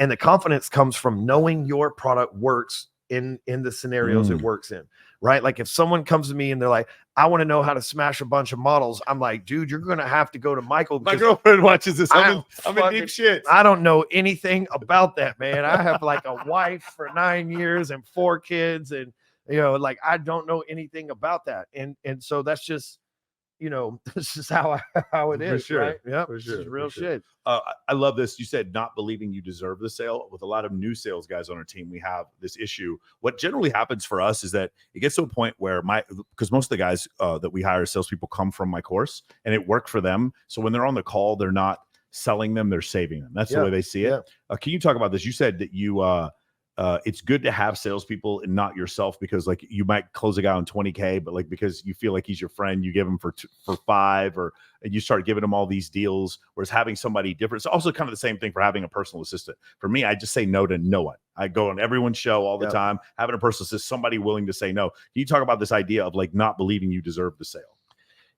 You know, for the salesperson, not believing they deserve the sales, typically because they didn't earn it. Yeah. Okay. And that's like the number one big belief is like someone comes in, Michael, I'm selling cars. You come in and you're like, hey, I want that car right there for this price. I'm like, damn, that's a done deal. Yeah. Then most salespeople feel like they didn't earn that. They didn't do anything for it. So they don't ask for referrals. Right. And they don't try to build and expand upon that relationship with the person, because most salespeople are self-deprecating, because we've been told our whole lives that salespeople are bad guys. Yes. You watch Wolf of Wall Street, Jordan Belfort, rich sales guy, bad guy, right? He's on drugs and hookers and stealing money from the government. You look at Gordon Gekko with Wall Street. Gordon Gekko's a bad guy. He's scamming stocks, and that's how he got rich. And we look at all these horrible examples of salespeople, Boiler Room, and so on and so forth. Any kind of sales movie, Glenn Ross, he's talking shit to these guys and stuff, and we're demonized, like almost like a pit bull.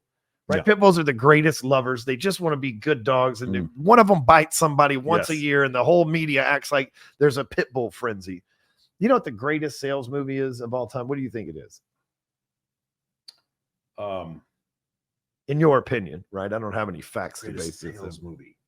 I mean, I still love The Wolf of Wall Street. I like it's a great movie. Yeah, because when people, I've done that before where I'm with my guys. I'm like, I'm not fucking leaving.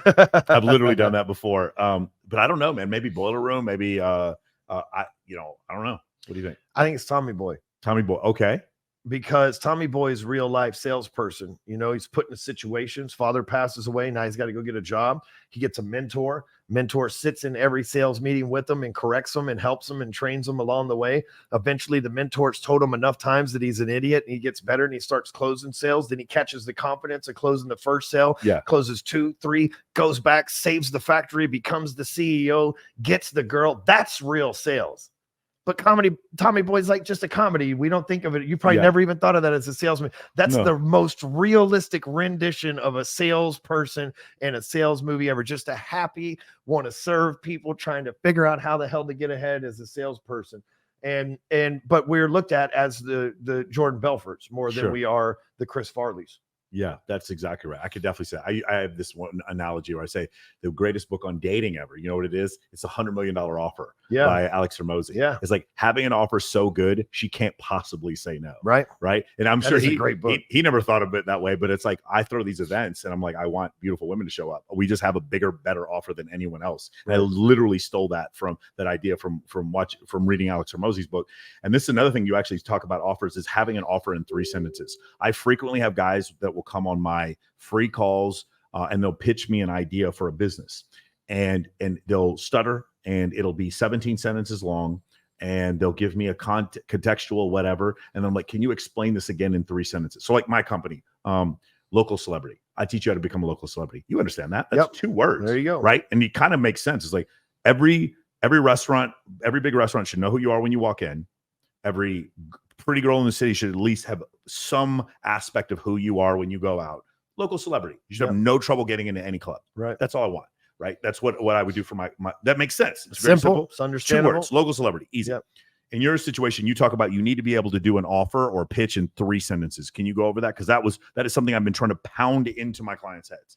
Well, you ever have somebody that's, and you just kind of said this, but somebody that's trying to tell you what they sell, and you're like, today, Junior, what the fuck do you sell? Just tell me. Like, there's people that you ask them what they sell, and in their life insurance salesmen, like, well, I sell infinite banking, which allows blah, blah, blah. Just tell me you sell life insurance, bro.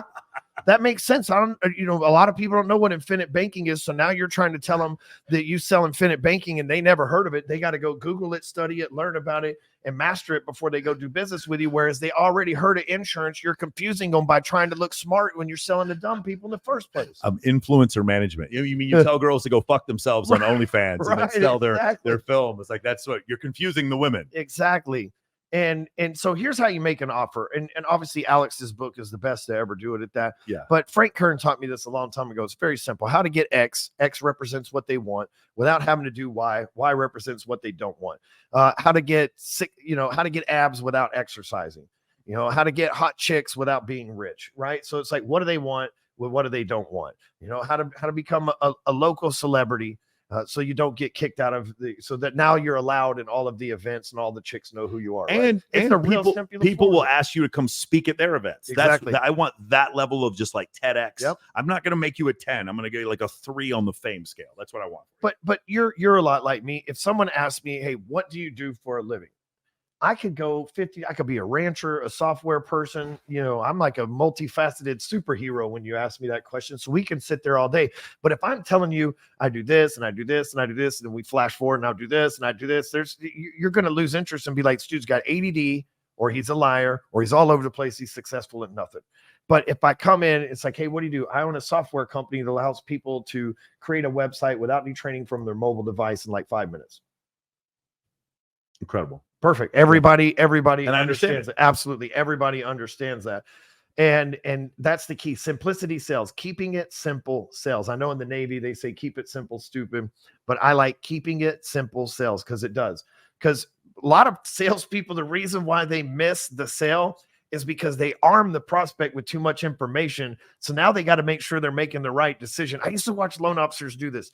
They would go in and they would say, okay, well, here's how the bond market works, and it could adjust this way, and maybe your interest rate will be over here. But if the Fed comes out and says this, then the interest rate could do this. So now the person's like, fuck, I need to go take trigonometry to figure out how to get a fucking mortgage. Stop telling them right? shit. Stop snitching on yourself. I'm over there like, what you want? They're like, a house. Cool, $1,200 a month. Done. That was it. Yeah. The fuck do I need to explain the bond market to them for? Now they're having to worry if I'm fucking them. Now they're like, well, we won't lock our rate in because we're trying to float the market because apparently the Fed's doing. It's like, oh shit, now I'm out of a commission, right? It's like, instead, just be very simple. Nobody wants a mortgage anyway. They want a house. Yeah. A mortgage is the bridge to getting that house. It's the thing they don't want, but have to take in order to get the thing they want. So I don't sell them the thing they don't want, a 30-year, shackle around their leg, keeping them from doing anything that they might want to do. I want to sell them their dream home. Yeah. Hey, you want the house? Here's how much it costs. Okay, cool. The other guys are going, well, it could be 6% interest rate or 6.25%. Me, I'm like, here's how much it costs. Cool. They don't even ask. What's the interest rate? Is that normal? Yeah, it's absolutely normal. Okay, cool. For the end of it. Beautiful. Keeping it simple sells. One of the things you said that I really appreciate. So I interviewed Robert Kiyosaki recently, and Robert has been, known for, I think he's a brilliant man, love listening to him, but it's always, there's a crash coming this year, then there's next year, then there's next year. He makes his money, there's right? a crash every year. And then the same thing. Scarcity offer. Patrick Bet-David told Ryan Panetta, he goes, there's going to be a huge housing crisis because of this. And Ryan Panetta was like, no. He's like, no, you don't understand. Like, people still there's always going to be a lack of supply when it comes to housing because humans have to build these houses. It's not cheap labor from Indonesia. It's people who live in the United States who have to build these houses. So there's always going to be a lack of supply, and people who have like low interest rates locked in, they're not going to sell their homes. And so you're going to always have this issue, right? I'm not selling mine. So you mentioned this before. You said it's not in the government's interest to have the middle class fail, right? But there's some people out there that legitimately think the other political party has the interest of making everything collapse, but that doesn't benefit anyone. And I kind of see things the way you do. Even in China, there's a thriving middle class. Yeah. Right. In a communist country, there's this governance on this planet, the force of average. And the force of average is the algorithm for Earth, we'll call it. And so middle class is that the perfect level that the force of average wants to keep you. If you're poor, if you're homeless, they'll give you free coffee, they'll give you free shelter, they'll give you free programs from the government, all these things that you can get. And you get in the middle class and they give you a car payment, a mortgage, and you get stuck there. And that's what they want. Yeah. The problem is guys like you and I, we try to break through it and chase greatness. We want to become millionaires, decamillionaires, billionaires, and build legacies and leave all these things. That gravitational pull against us is the force of average. Now, when you're average, it just keeps you there. And so the government's not going, what the problem is why people like Kiyosaki or maybe Patrick Bet-David say crash Because if something does crash, it's us rich motherfuckers that get hit with it. Yeah. Because they want to get rid of us because we're uncontrollable. You got millions of dollars. They can't tell you that, and you run your own, that you got millions of dollars so you can buy your own cameras, your own microphone, your own studio. You can say what the fuck you want to say to your own people. They can't control you because you have the financial means to be able to do that. They put your ass back in the middle class with a $800 car payment, a $2,900 mortgage, and a $2,000-$3,000 a month healthcare plan, plus a grocery bill for your family. Yes. And all of a sudden you can't afford all this extra stuff. And your ass is quiet. Credit and debt are a way of, through consumerism, are a way to control individuals. So you are, and by the way, it's very noble for you to be at home taking care of your kids, but you're also not protesting and you're not asking for change when you have a mortgage and 2 kids and college payments coming up. Exactly. Yeah, exactly. And we need to do a podcast where I say shit like I'm from the street and then you articulate it the way you're doing it in a very highly educated. It's like, let me explain in smart people terms what dumbass Stewman's saying. I love it, man. My wife does that for me at home. Right. I love it. Yeah, that's beautiful, man. So yeah, I agree with you. It just feels like one of these things where, like, I'm not a fan of Joe Biden, but when he got elected, all I heard was there's a 1-to-1 correlation between him being elected and a Great Depression. And I was like, it's not how that works. Like, it's just like nobody knows what's going to happen. And it's not in anyone's interest for all of us to be bankrupt. So I just didn't see things that way. You know, who's going to build the stuff? If we're all bankrupt and we're all poor and living on the street and drug addicts, who's going to build these buildings? Who's going to pay the Fed back? Who's going to pay the national? How are the senators going to get paid to do their thing if none of us are doing the work and destroy? It doesn't make sense.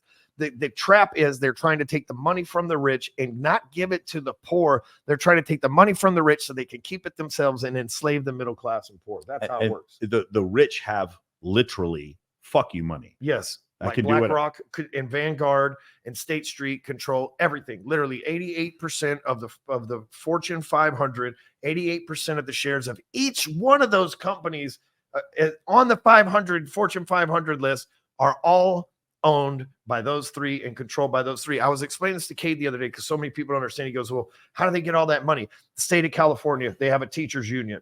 They match them 401k, plus the teachers put their money into this 401k. Now this is $6 billion a year with every teacher and every match that they've got going into this 401k. They go to BlackRock and they say, we don't know how to spend $6 billion a year. You guys figure out how to do it. And then Vanguard goes out and makes another $6 billion from their money. So then they go buy the state of Oregon. Then they go buy the state. Then they do the auto workers. Then they do every other union. Then they do every other insurance company. Then they've got the big companies. And the next thing you know, they're controlling all that, not from a sense of maybe they're evil and maybe they got in it to control all that, but in a sense of nobody else can do it. Yeah, they have too much assets under management, and they need a vehicle that has enough liquidity that they can put it into. But at the same time, they garner so much power by doing it. And maybe it's not nefarious, but maybe the guy who does the original transaction isn't nefarious, but you don't know that his predecessor, someone down the line will be. It's almost like whenever your guy's president, you want him to have fiat power to do whatever he wants. But once you give the president that power, the next president has the same power, and so now you end up going back. There's a reason why our forefathers, like impeachment now. Exactly. It's the reason why our forefathers came up with this tiered system. So 3 sides would create a quagmire to slow corrupt men down from doing evil things. That is the point. When it feels like your government isn't doing things because people are up there belly aching, bitching, and filibustering, that was the point. Yep. That is what John Jay, Thomas Jefferson, and Alexander Hamilton, that is what they had in mind when we came up with these original ideas for governments. So yeah, that's exactly right. Going back to what you said before, this is something really interesting to me because I do want to ask you a little bit about relationships before we end here. You met your wife on Tinder, the wife that you currently have now. And it was really interesting because you were going on a reality show or something like that. And then you were finding people on Tinder and there were some crazy people on there and you selected for her. How did that whole work out? Yeah, I met my wife of 9 years and 4 kids on Tinder. And I was down there in Scottsdale, Arizona with Josh Altman. And we were doing a spinoff infomercial series with Josh Altman from $1 Million Listing. I had worked with a lot of those guys. So I had this plan. You'll like this. It's your theory in my business. Okay. It's your plan, your power moves in my business. I sold to loan officers in the beginning. So my thought process is if I can go out and get all the realtors then the loan officers will come. If I go get the chicks, then the dudes will come, right? The chicks in my case were the real estate agents because mortgage guys want to get real estate agent business. So I approached Frederick and Josh and I'm like, hey, you guys can keep the lion's share of the money. I don't give a shit. I just want the connections to be able to go back and take them to the loan officers so that when Michael signs up and he says, hey, it's $2,000, that's a lot of money. Yeah, but I'll introduce you to Cade. He'll send you one deal this year and that'll pay for the whole thing and then some, and you're winning, right? It was an easy assembly line sales process. So I'm out there shooting one of these things with Josh in Scottsdale, and I'm on Tinder. And I was only on Tinder for a short period of time, maybe like 6 or 8 months. And I'm not a good dater. I've always been a relationship guy. I've always wanted to settle down and just get that part of my life over with. So I'm on Tinder and I'm like, blah, blah, blah. And I had been using it for a little bit, getting some dates and stuff. And I swipe right on a bunch of chicks and 2 or 3 of them show up. One of them, like, no offense to her, she looked like somebody put her face out of fire with an ice pick, man. She was just tough, bro. Yeah. Like, you know, just tough. And look, nothing like that smooth filter that she had on Tinder, bro. And so the second one was barefoot. Now we're at Bottle Blonde in Scottsdale, Arizona. They sell probably $20 million worth of liquor a month, probably just a huge bar. And she's barefoot in this place. And it's 130 degrees outside in Scottsdale. Anyway, how the fuck did she walk across the concrete to get here? So I asked her, I said, hey, you don't have no shoes on, you know, hi Tabitha or whatever her name is. So where are your shoes at?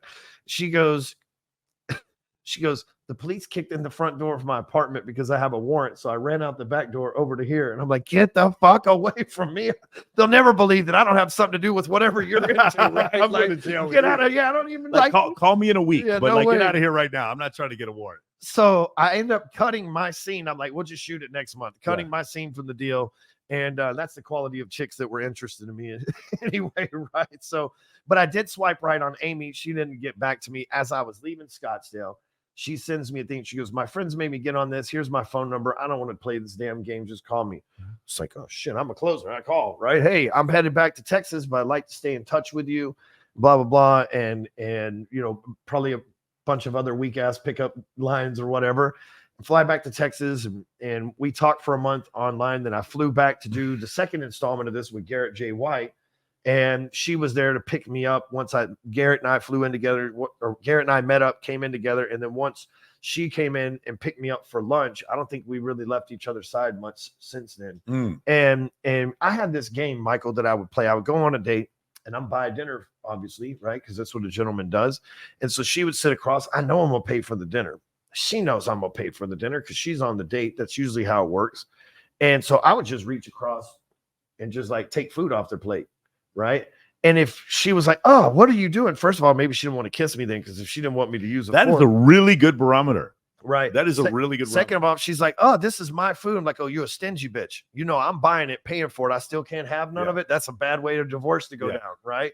And so I had little triggers like this that I knew how to, you know, just I one time I went on a date with this chick. I did that. She caused a big stink about it. I reached across, picked up some food off her plate. She caused a big deal about it. At the end of the night, gave her a hug, high five, have a good night. She was a beautiful chick. She was a pre-med, super smart lady, and all the right things, but I could just tell she was very selfish and stingy when that happened. About 3-4 months later, I'm at a midget wrestling match because I like watching midgets fight. Who doesn't? And she's one of the ring girls. And I tell my buddy, it's like, oh, I went on a date with that chick. And he's like, get the fuck out of here. You didn't date that chick. I was like, well, I mean, we didn't do nothing. I gave her a hug on the way out, but I did go on a Tinder date with her. And she came up to me and she was like, you know, hey, good to see you. You know, hey, how come you never called me back? It's like, dude, I ate that thing off your plate and you acted all weird about it. So I just assumed you didn't like me. That's how I left it, you know. Reality is like, I know you stingy, damn it. I don't want nothing to do with you. You're a ring girl. Hey guys, I know. Hey, that's great for your audience. That's a great, like you said, that's a great barometer of how things are going to go. I love if you're paying for the food and you can't even get the shit that you paid for, that's a bad sign. Absolutely. Beautiful. All right. So last thing I want to ask you is, like, you've seen a lot of the content. We talk about the self-help area, making money, all the people in there, you know, Tony Robbins kind of being the godfather. A lot of people get into this area from the dating community. And what I'm, you know, Rolo and I, we do a show, Access Vegas, and I'm curious what you've seen from the content that's out there. Obviously, Andrew Tate became probably more famous quicker than anyone in the history of the internet, right? I think it was before him. I think it was Tai. Yeah. And then Andrew passed Tai up. So yeah. So what do you see from that community that you like, you don't like, you agree with, you don't agree with? I just need to hire whoever Andrew and Ty's guy was. That's the secret. We Yeah. just got to figure out who that guy is. Yeah. There's somebody somewhere in that smoky room that knows how to do whatever the hell they did. We'll talk afterwards. Yeah, perfect. Yeah.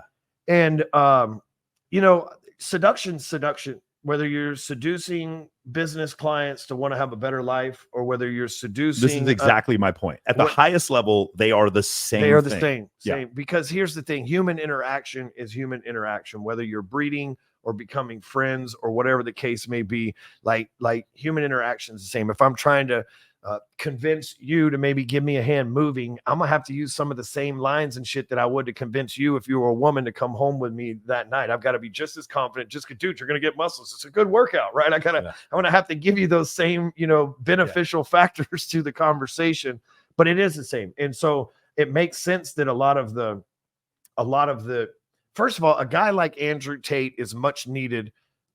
What we really need, though, and Patrick kind of feels this, but what we really need is an Andrew Tate that's got a wife and kids and is a true success, that ain't fucking around on her, that carries himself with that. And look at my smoke show of 11 on a scale of 1 to 5 wife. Look at my kids who are handling their business and their fun. Where is that motherfucker at? I'm trying my best to be him. I can only do so much, but I know there's got to be somebody who is just a complete badass that's got it left and right. And if you're out there and that's you got to start telling people, man, because the world needs that. So they see Andrew. It's like, oh, he's fucking all the hottest chicks, and that's great.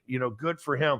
But most people, they just want that one hot chick. And where's the dude that's been able to stay committed to her and is popular and driving the Bugatti and the kids are good? Because, man, if I hang out with somebody, I can tell if you're a good dad or not by your kids within 3 minutes, man. Within 3 minutes.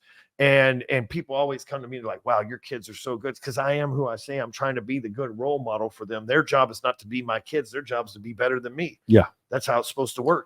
Yeah. PBD is a great example of that. I was thinking about that. Yeah. But so that little rant, but I think the people from that era probably do very well because they're good to put on a show, and the seduction tactics and the communication tactics that are used maybe quasi manipulatively in the dating world also work just as well, if not better, in the business world. Differences in the dating world, say I'm trying to get laid. The business world, I might be able to help that person have a better life, and really that's what you're doing too. Because when dudes get laid, we have a better life. Our confidence goes up, our testosterone levels go up, our overall existence goes up. The feeling of being wanted by another person, another woman makes us feel better. It's just an all around winning situation. Yeah. It's like, I don't want to have sex with you. I'm just trying to help my own self-confidence. Right. That's the way you got to frame it. And then everything's good. Yeah. When you're trying to hurt my self-confidence, you don't want me to have sex with you. What's wrong with you? That's terrible. Hey, man, thank you, man. This is awesome. This whole interview has been terrific. It worked out. I just knew we were going to have a great interview.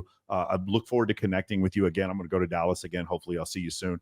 If anything you want me to speak at, dude, I'll drop anything. Come for sure. I'm going to hold you to that. Whenever you want, man. It's really awesome. Any chance I get to go back to Texas, obviously. I'm still a Texan. I'm still a Longhorn, even though I live out here in Nevada with no humidity, because that's why I like it here. I like it here, too. Yeah. Man, it's really awesome. Where can people find you? Instagram at Hardcore Closer, Facebook at Real Ryan Stewman. Both of them have blue checks. Don't fall for anything that doesn't have blue check. I'm not going to ask you for crypto. I'm not going to get in your DMs and ask you for money or to join my contest. That's all bullshit. So my 2 profiles are there. From there, you can figure everything else out. What do you have coming up in the future? Same thing we do every day. Just making Apex better.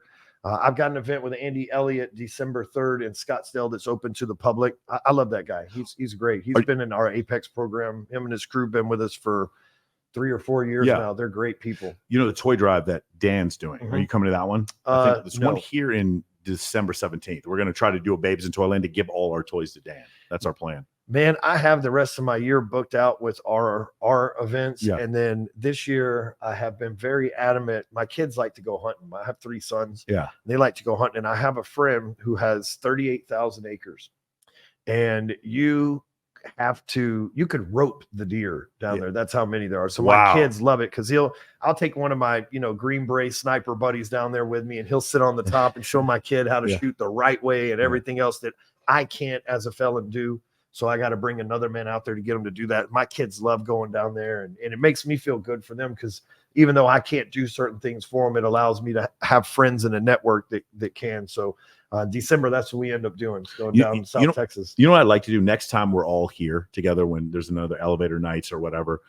Maybe us all do a live stream, like you, me, Wes, Brad, all of us. We'll go into Sticky Paws, and I'd like all of us to live stream on all of our channels at the same time. I think it would break the internet if we. Yeah, that'd be awesome. Yeah, we do something like that, maybe the night before elevator nights. I don't know if anybody will watch me live or not. But I guarantee you they will if we all go together and we put each. What are these dudes up to? Right. Yeah, exactly. All of us going live, and we'll do IG live at the same time. Yeah. I think we should all do something like that. I've always wanted to do a panel that.